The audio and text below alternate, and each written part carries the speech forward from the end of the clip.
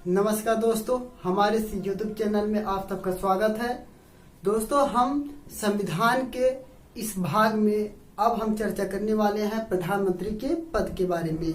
अब तक हमने जो भाग 4 तक पूरी तरह कवर कर लिया है। भाग 5 में हमने राष्ट्रपति और उपराष्ट्रपति के पद को देखा।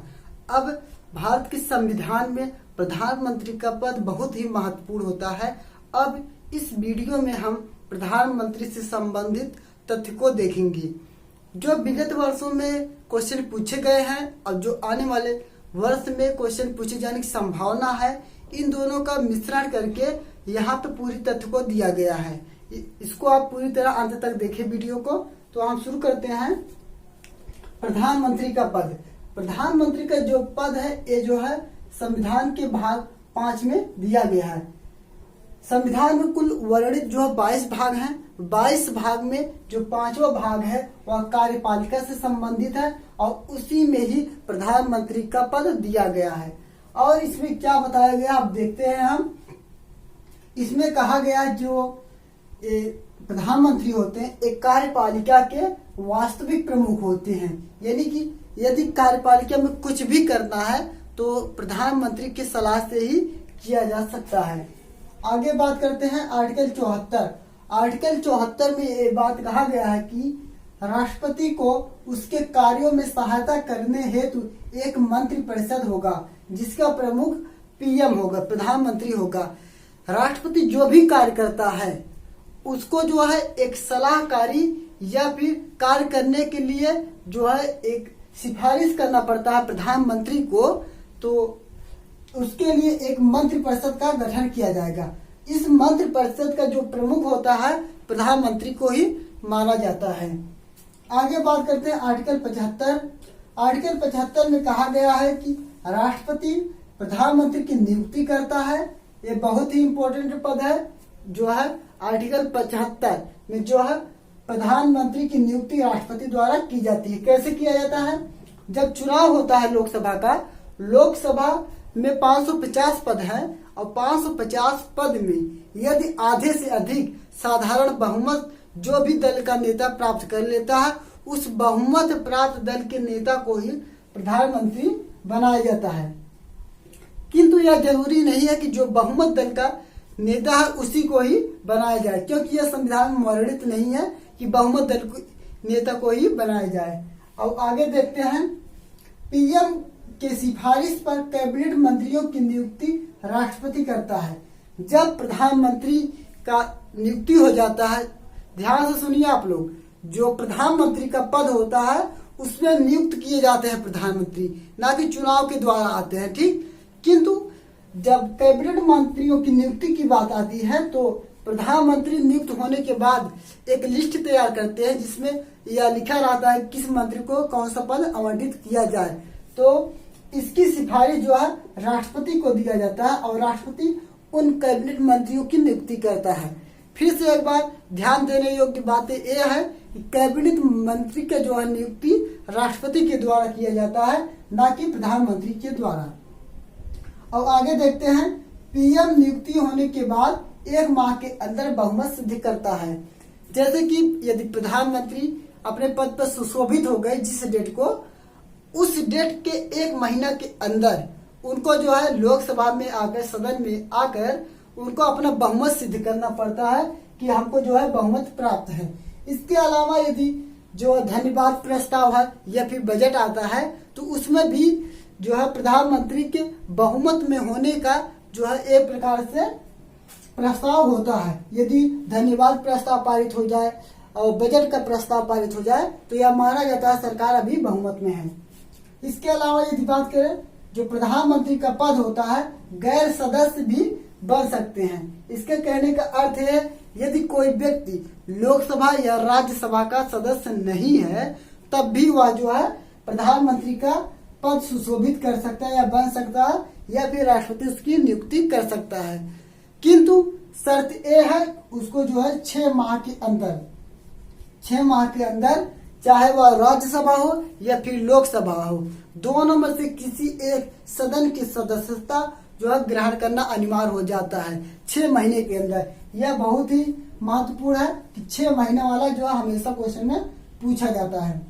अगला देखते हैं कि इसकी योग्यताएं क्या होनी चाहिए। एक प्रधानमंत्री के पद पर बैठने वाले व्यक्ति के पास क्या योग्यताएं होनी चाहिए। पहला कि वह जो है भारत का नागरिक हो, वह भारत का नागरिक हो।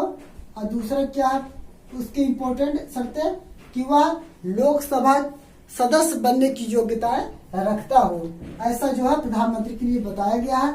और तीसरा जो है बताया गया है वह किसी लाभ के पद पर ना हो, वह किसी लाभ के पद पर ना हो। ये तीनों योग्यताएं बहुत ही महत्वपूर्ण है। और आगे देखते हैं पीएम के कार्य और उनकी शक्तियां क्या है, उनके कार्य और उनकी शक्तियां क्या है, उसको किस प्रकार से प्रयोग करते हैं उसको देखते हैं। पहला देखते हैं मंत्रिपरिषद के संबंध में प्रधानमंत्री की जो शक्तियां प्राप्त है वो कौन कौन सी शक्तियां हैं।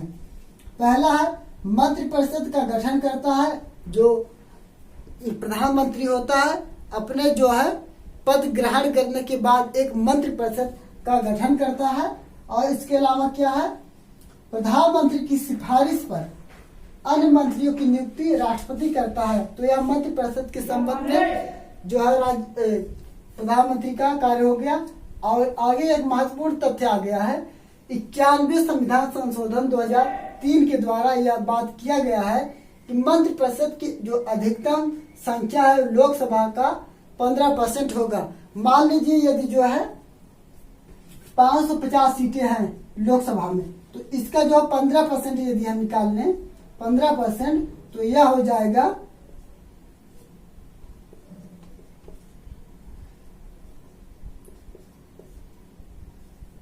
इसका हो जाएगा लगभग 83 आ जाएगा।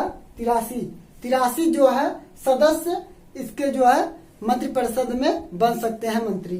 आगे बात किया गया है विभिन्न मंत्रियों का आवंटन और फेरबदल कर सकता है प्रधानमंत्री। जो अभी हाल ही में आप लोग देखे होंगे जो कई मंत्रियों जो कैबिनेट मंत्री थे उनके पद को फेरबदल कर दिया गया है। तो मंत्रालयों का आवंटन करता है और उसमें जो है फेरबदल प्रधानमंत्री कर सकता है। आगे मंत्रिपरिषद की अध्यक्षता भी प्रधानमंत्री के द्वारा किया जाता है। इसके अलावा यदि बात करें वह पद से त्यागपत्र देकर मंत्रिमंडल को बर्खास्त कर सकता है। इसका क्या मतलब हुआ, इसका यही मतलब हुआ यदि प्रधानमंत्री अपने पद से जो है यदि त्यागपत्र दे देता है तो मंत्रिमंडल जो है बर्खास्त हो जाएगा। मंत्रिपरिषद नहीं, मंत्रिमंडल, यहाँ देखिए सबसे नई चीज यही है, मंत्रिमंडल जो है बर्खास्त होगा, मंत्रिपरिषद नहीं। यानी कि यदि जो प्रधानमंत्री होगा यदि त्यागपत्र दे देगा तो किसी दूसरे दल के नेता को भी प्रधानमंत्री बनने का अवसर प्राप्त हो सकता है। आगे देखते हैं राष्ट्रपति के संबंध में प्रधानमंत्री की क्या शक्तियां होती हैं, क्या कार्य होते हैं। पहला, राष्ट्रपति एवं मंत्रिपरिषद के बीच संवाद की मुख्य कड़ी प्रधानमंत्री होता है। जैसे कि यदि मंत्रिपरिषद में कोई निर्णय लिया गया है, अंतिम रूप से मोहर तो राष्ट्रपति ही लगाता है, तो जो निर्णय लिया जाएगा उसको जो प्रेषित करने का कार्य प्रधानमंत्री के द्वारा किया जाता है। तो इस प्रकार से मान लिया जाता है कि प्रधानमंत्री जो होता है वो मंत्रिपरिषद और राष्ट्रपति के बीच की मुख्य कड़ी होता है संवाद की।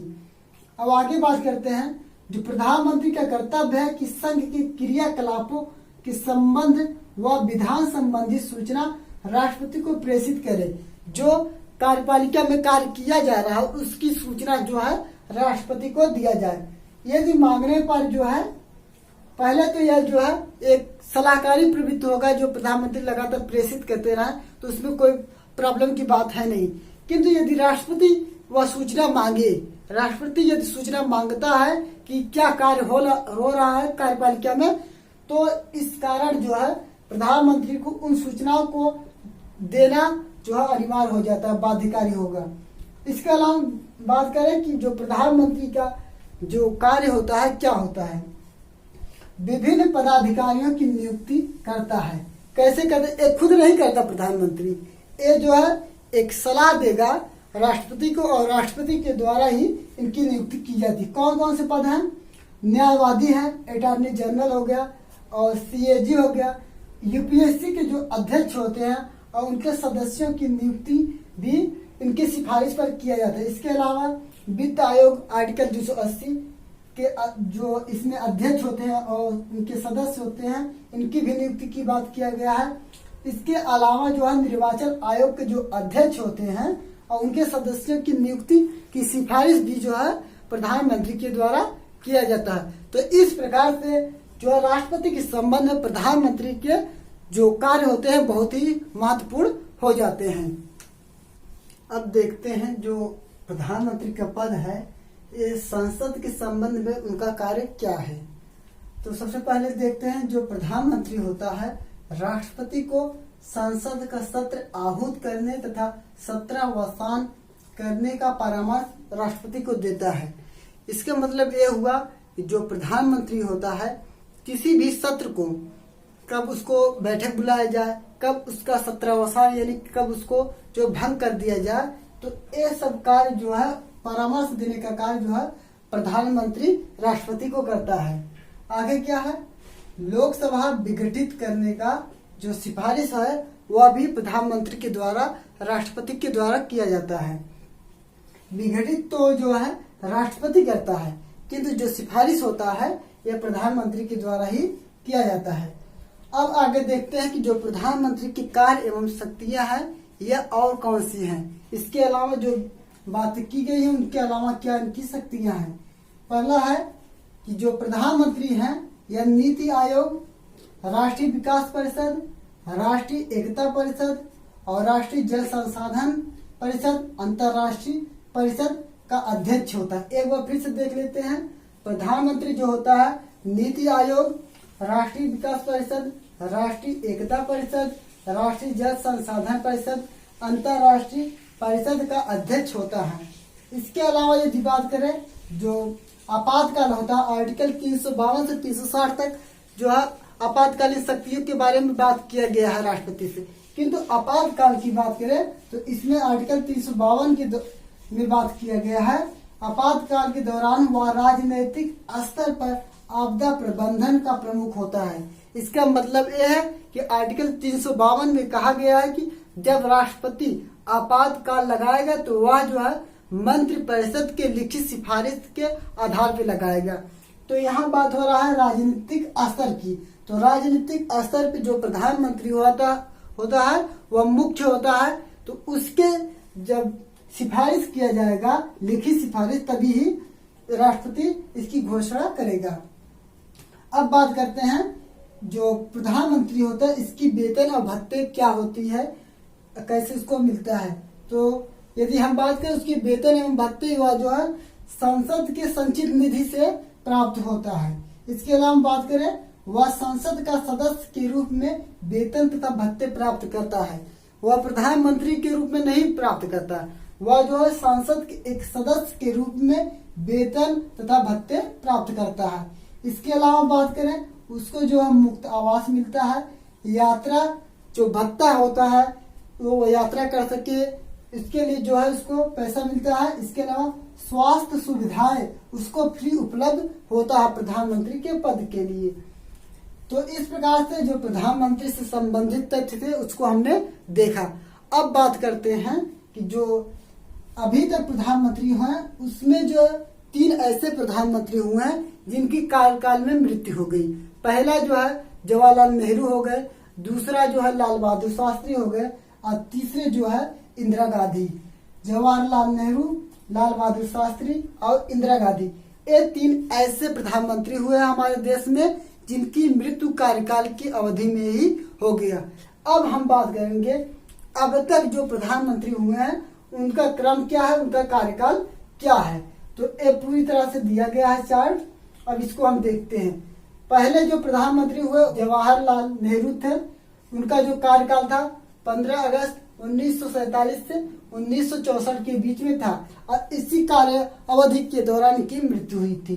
इसके अलावा बात करें लाल बहादुर शास्त्री दूसरे नंबर पे हुए थे, उनका कार्यकाल 1964 से 66 के बीच में था। ये भी अपने कार्यकाल में इनकी मृत्यु हो गई थी। इसके अलावा बात करें इंदिरा गांधी इसके बाद हुई प्रधानमंत्री, इनका कार्यकाल 1966 से 1977 के बीच में था, यानी कि 11 वर्ष तक लगातार एक प्रधानमंत्री के पद पर रही थी। इसके अलावा मोरारजी देसाई हुए प्रधानमंत्री 1977 से 1979 2 वर्ष के बीच हुए।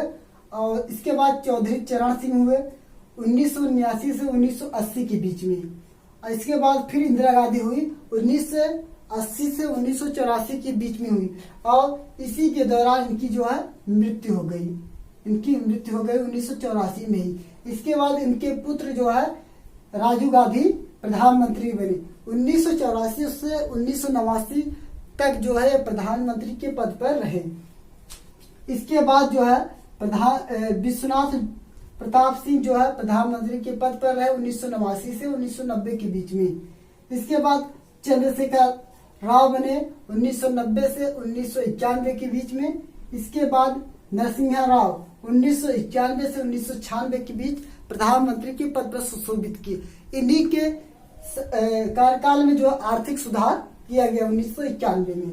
इसके बाद अटल बिहारी वाजपेयी बनते हैं प्रधानमंत्री के पद के लिए और ये मात्र 13 दिन ही इस पद पर रहते हैं। इसके बाद एच.डी. देवेगौड़ा बनते हैं प्रधानमंत्री 1996 से 1997 के बीच ये रहते हैं। इसके बाद जो प्रधानमंत्री के पद पे आते हैं उनका नाम है इंद्र कुमार गुजराल। इंद्र कुमार गुजराल जो है 1977 से 1997 के बीच 1997 से 1998 के बीच इस पद पर रहे। अब इसके बाद आते हैं अटल बिहारी वाजपेयी। अटल बिहारी वाजपेयी का जो कार्यकाल हुआ और वह जो है 1998 से 1999 के बीच में हुआ। इस समय जो है कारगिल का युद्ध चल रहा था और इसमें जो है भारत की सफलता होने के उपरांत अटल बिहारी वाजपेयी को पुनः एक बार प्रधानमंत्री बनने का मौका मिला और इस बार ये पूरे 5 वर्ष के लिए बने 1999 से 2004 के बीच में। इसके बाद जो है कांग्रेस के एक नए नेता आते हैं डॉक्टर मनमोहन सिंह। ये जो है 2004 से 2014 के बीच में पूरे 2 पंचवर्षीय योजना बिता दिए थे जो है 10 ईयर। अब इस प्रधानमंत्री मनमोहन के बाद जो है प्रधानमंत्री नरेंद्र मोदी बनते हैं। ये जो है 2014 से 2024 के बीच में इनका कार्यकाल है। ये भी जो है 10 वर्ष के लिए प्रधानमंत्री हो चुके हैं। अब इनका एक बार से हम नाम पढ़ देते हैं फिर से। सबसे पहले जवाहरलाल नेहरू हुए, इसके बाद लाल बहादुर शास्त्री हुए, फिर इंदिरा गांधी हुए, फिर मोरारजी देसाई, फिर चौधरी चरण सिंह, फिर इंदिरा गांधी, फिर राजीव गांधी हुए, फिर जो है विश्वनाथ प्रताप हुए 1989 से 1990 के बीच में, फिर चंद्रशेखर हुए, फिर नरसिम्हा राव हुए 1991 से 1996। इन्हीं के जो है समय आर्थिक सुधार हुआ।